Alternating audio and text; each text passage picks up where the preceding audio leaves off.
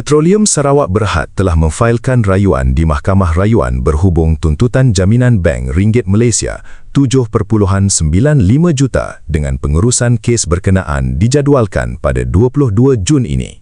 Selepas Mahkamah Tinggi Kuching menolak permohonan Petros pada Februari lalu, syarikat minyak dan gas milik Sarawak itu memfailkan rayuan.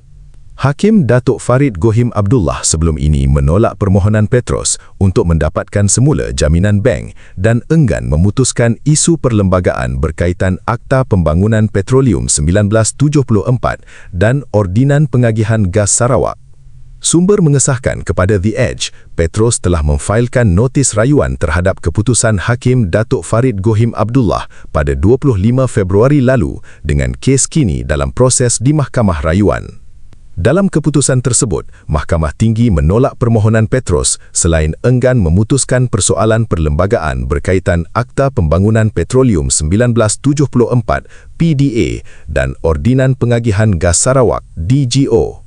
Hakim turut menambah, Petros tidak meminda relief lang dipohon walaupun berlaku perubahan keadaan dan juga tidak memohon pengisytiharan bahawa Sarawak GSA adalah tidak sah di bawah DGO, bahawa DGO terpakai ke atas Petronas atau bahawa PDA tidak mengatasi DGO di bawah Perkara 75 Perlembagaan Persekutuan.